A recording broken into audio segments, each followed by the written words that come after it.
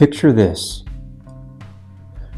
Early morning on the Navajo Nation, the sun is just beginning to rise,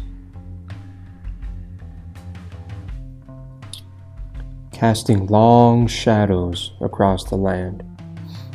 A grandmother steps outside her hogan,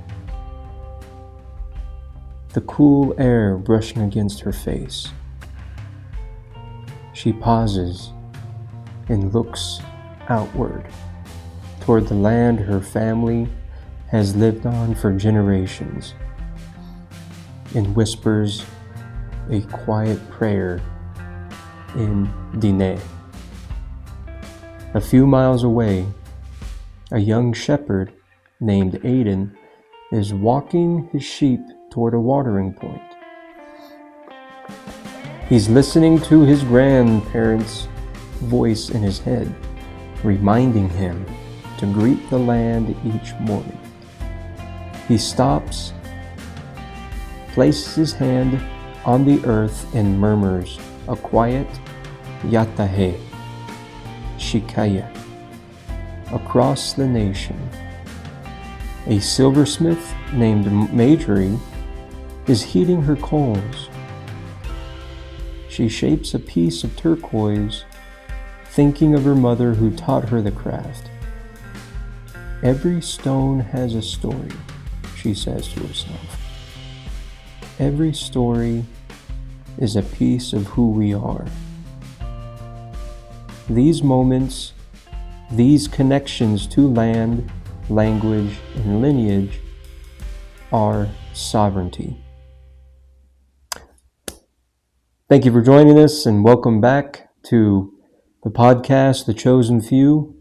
I'm Joshua, and today we are exploring how the Navajo Nation continues to assert its sovereignty and how people across the nation are organizing to uplift and protect that inherent right.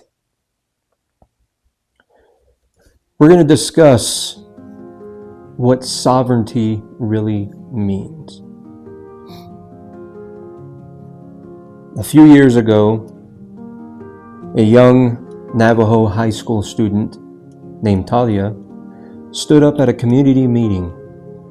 She talked about how her school's curriculum barely mentioned the Treaty of 1868, the very document that recognized the Navajo people as a sovereign nation.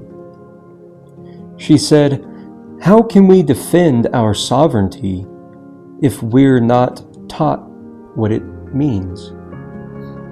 Her question hung in the air, heavy and honest. In Liup, an elder named Thomas told a story about being punished in boarding school for speaking Diné. "They tried to take our sovereignty from our tongues," he said. A young mother sitting nearby squeezed her daughter's hand, realizing that sovereignty wasn't just political, it was personal. In Chinle, a teacher named Miss Yazi asked her students to draw what sovereignty looked like. One child drew a sheep corral. Another child drew a house. Another child drew their grandmother weaving. When she asked why, one student said, "Because sovereignty is when we get to be ourselves." That is very important to remember. In Sale, a college student named Raven described sovereignty as the right to dream in your own language. She talked about how her grandmother's story shaped her sense of identity more than just any textbook ever could. Sovereignty isn't just a legal term. It's a lived experience.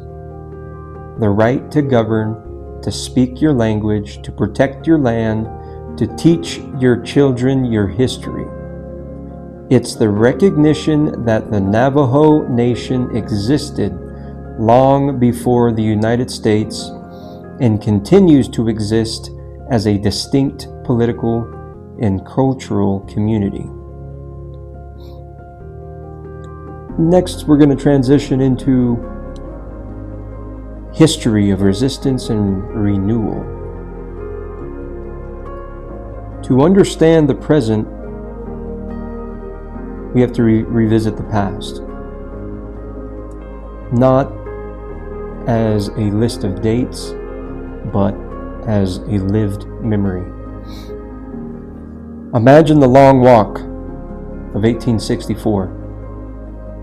Families forced from their homes, children carrying what little they could, elders trying to keep songs alive as soldiers marched them hundreds of miles to Bosque Redondo. For those of you that don't know, Bosque Redondo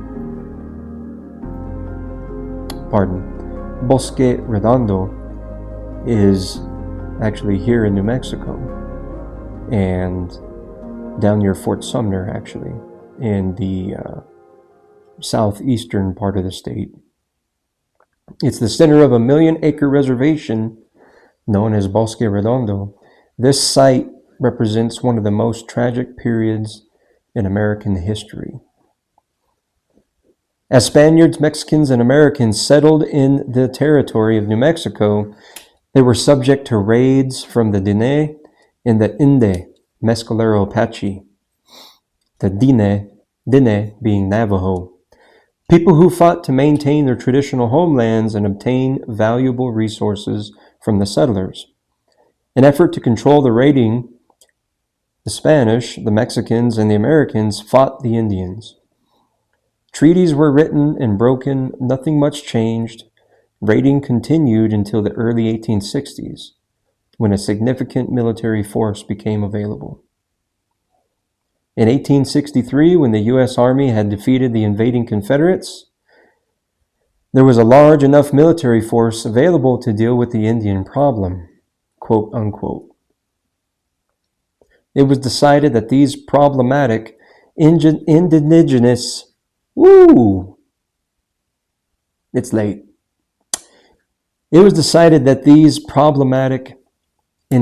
people would be brought to a spot far from the populated areas of the territory. There they could be taught to farm and learn the ways of the white man as means of assimilation and cultural genocide. The Inde were the first to be subdued and brought to Bosque Redondo. Early in 1863, they were promised that if you moved to Bosque Redondo and behaved, that you would be cared for.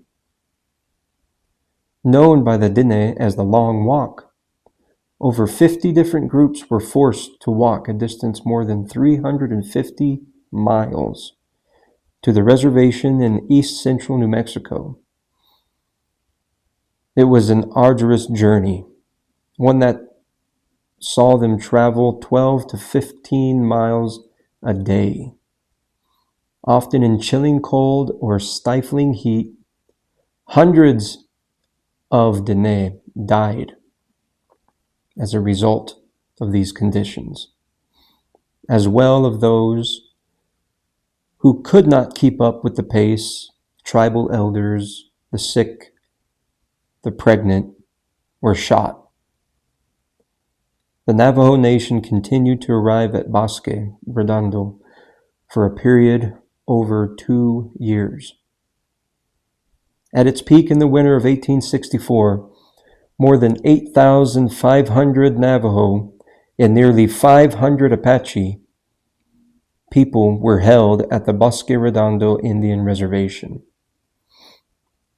Most of the Mescalero Apache became so disenchanted with life as farmers and the meager rations that they left in the middle of the night during November of 1865. A small group who could not keep pace with the hasty departure stayed behind to keep the campfires alive, so the army would not realize that a majority of the tribe had left. The Mescaleros scattered in many different directions to create many different trails as to confuse and frustrate their pursuers. Some headed to Mexico, some joined the Warm Springs and Lipan Apaches, and some joined the Comanche bands. Small groups of Inde wandered for years until negotiations began for the Mescalero Apache Reservation in the early 1870s. On May 29th of 1873, by executive order by President Ulysses S. Grant, the Mescalero Apache Reservation was authorized. Although this provided a promise of refuge for the Mescalero Apache, it became a great cost to their freedom. For the Navajo Nation, another 3 years of crop failures, suffering, and death preceded the arrival of General Sherman and his Peace Commission. He founded the reports to be true and began to effect solutions. He first offered the Navajo Nation leaders an expense-paid trip to Oklahoma, all expenses paid. They turned it down and instead asked to go home. Talks between the Navajo Nation headmen and the Peace Commission began. Negotiations with the Navajo Nation resulted in the Treaty of 1868, which was signed on June 1st of 1868. The Navajo Nation were allowed to return to their traditional homelands in the Four Corners region of the Southwest. Today, the Navajo Nation is the largest Native American group in the United States, with a population of nearly 400,000. Their resistance paid off in the long run, but it cost so many elders, so many pregnant, and so many children their lives. 2 years of fighting, 2 years of not giving up, 2 years of resistance, 2 years of pain, suffering, and death. You know, it's a horrible thing to have to sit and think of that occurred here in my homeland of New Mexico, in an area that is so beautiful down in Fort Sumner. And just to know that it occurred there, and to know that it occurred, period, is heartbreaking. But I want to tell some stories, particularly pertaining to the long walk.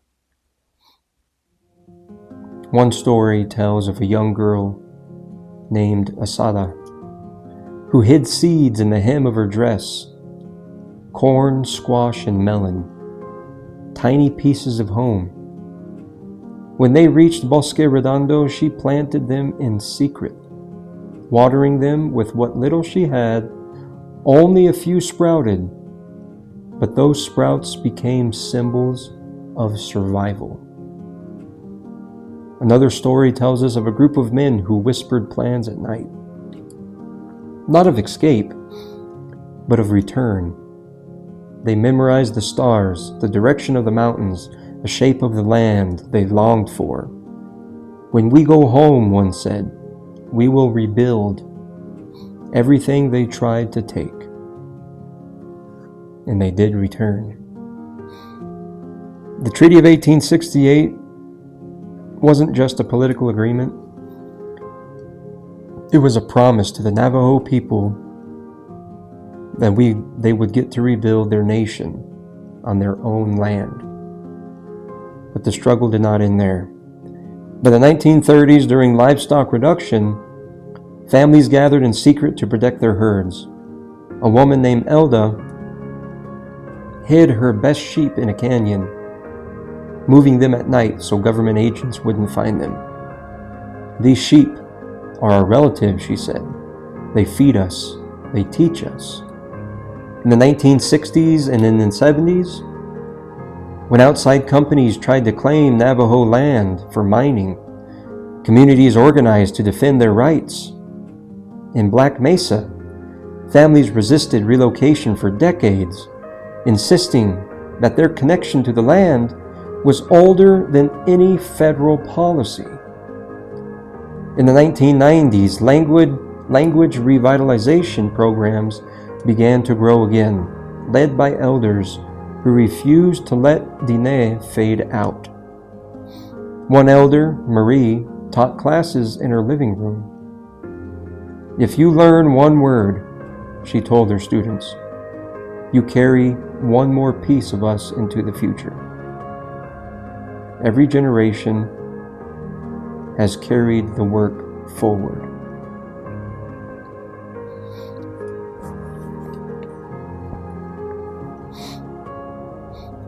Next, we're going to talk about and discuss sovereignty today, pertaining to government and grassroots. We're going to fast forward to a recent council meeting in Window Rock. Delegates gather in the chamber, sunlight filtering through the windows. On the agenda, reaffirming the Navajo Nation's sovereignty in response to federal actions that threatened tribal authority. One delegate stands and says, "Our sovereignty is not up for negotiation." Another shares a story about his grandmother who used to say, "Sovereignty is like sheep. If you don't tend to it every day, something will come and take it." But the movement isn't just happening in government buildings.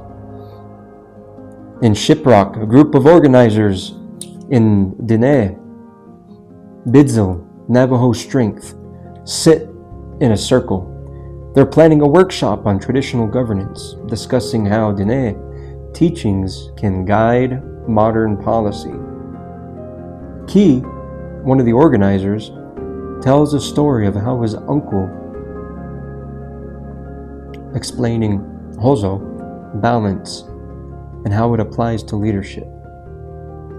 If sovereignty doesn't include our stories, our language, our way of thinking, he says, then it's not sovereignty. In Saleh, college students gather in a dorm to talk about how food sovereignty.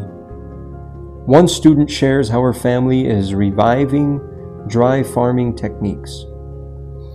Another talks about how seed saving.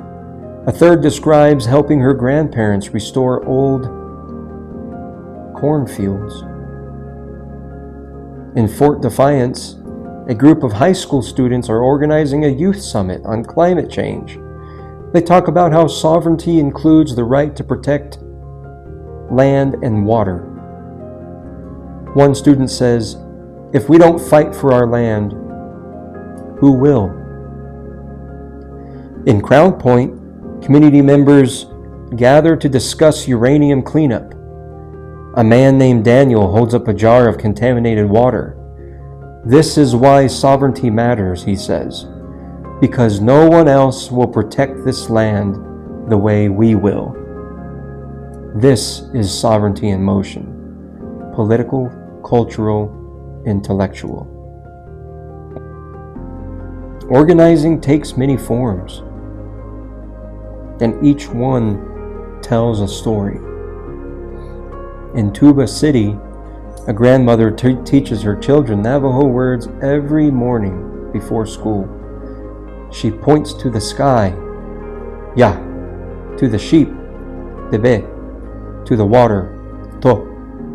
Her children repeat the words, giggling, stumbling, trying again. In Crown Point, activists demand cleanup of uranium contaminated sites. One organizer, Lena, carries a notebook filled with testimonies from families affected by the mines. "This is our land," she says. "Protecting it is sovereignty." In Kayenta, teachers rewrite lesson plans to center Navajo history and governance. One teacher, Mr. Benali, brings in his mother to talk about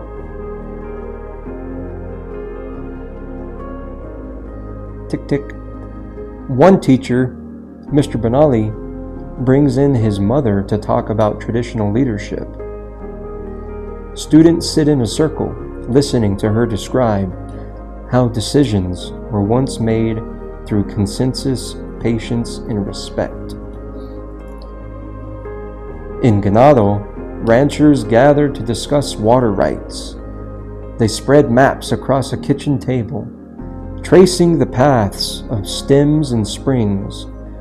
One rancher says, "Water is life. If we don't defend it, we lose everything." In Fort Defiance, youth organize a skateboarding event to raise money for language classes. They paint signs in Dene and teach each other phrases between tricks. In many farms, a group of weavers meet weekly to share techniques and stories. One weaver says, "Every rug is a map of our sovereignty." In Shonto, a family restores an old cornfield that hasn't been planted in years. They work together, grandparents, parents, and children, laughing, arguing, and remembering. "This is how we reclaim our future," the grandfather says. These aren't isolated efforts. They're threads in a larger tapestry, a collective movement to reclaim and strengthen Navajo self-determination. Return to that image from the beginning, the grandmother standing outside her hogan at sunrise. She's not thinking about legal definitions or federal policies. She's thinking about her grandchildren, her land, her ancestors, and the future she hopes they inherit. A future where her grandson can introduce himself in Dene without hesitation.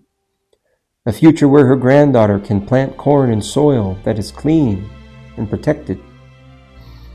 A future where leaders make decisions rooted in Dene teachings. A future where sovereignty is not defended out of fear, but lived out of strength.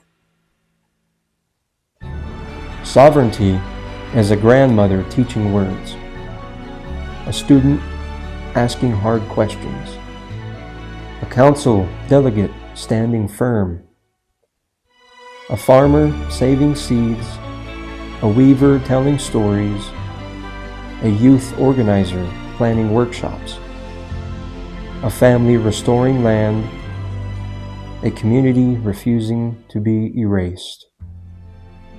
Sovereignty is a collective future, shaped by the Navajo people themselves. Thank you for joining me in this episode of The Chosen Few. If this story resonated with you, share it with someone who cares about Indigenous futures. And if you're part of the Navajo Nation or connected to it in some way, I'd love to hear some stories from you or your loved ones. The moments where sovereignty shows up in your life, has showed up in your grandparents' life, your parents' life, something that you fought for, whether it's the land that your parents grew up on, your grandparents grew up on, something as small as the sheep that you raised when you were kids, or the water that you drank from the water hose when you were a child. I'd love to hear it. I'd love to learn about it. The minute that you stop learning, the minute that you stop caring about the future, caring about sovereignty, the minute that you stop working towards the end goal, is when it all ends. All the hard work that has been put in by those who came before, the generations of the Navajo who suffered and died on the long walk, who were never to see the Treaty of 1868. All they saw was pain and suffering. All they saw was being held captive and taken prisoner, removed from their land. They weren't able to see the end result. returning to their homeland and making it what it is today and continuing that fight. It's important to continue moving forward. We must recognize that as a nation. Even though myself, not being a Navajo or a part of any nation or tribe, I still feel that it is my responsibility to ensure that I can do everything that I can at my level and at my fingertips to give forward to ensure that what happened in the 1800s doesn't repeat itself in the 2020s. Once we forget about the past, it's bound to repeat itself. And the more we ask those hard questions, the more we talk about it, even though at times it's difficult to discuss, it's difficult to talk about, it's necessary and it's important. Because the minute that you stop and the minute you forget, that's when all that hard work, all of that determination, all of that resistance, all of that blood that was shed many, many years ago, all for what? Just to have it taken away again. We must continue to resist. We must continue to stand strong, shoulder to shoulder, with our indigenous Navajo Nation, our indigenous people, Native American people. We must stand shoulder to shoulder with them and fight this government that continues to backpedal and continues to work towards stripping the land that was given to them in these treaties. We as American citizens and as citizens of the state that are housed, we house many different nations, we house many different tribes in this state, and we owe it to those tribes to continue to push forward, continue in that resistance. We have to continue that hard work so that it never gets forgotten and it never goes away. And those that fought for that resistance and those that fought and died for what they have now does not get erased. So until next time, stay grounded, stay curious, and keep learning. Thank you.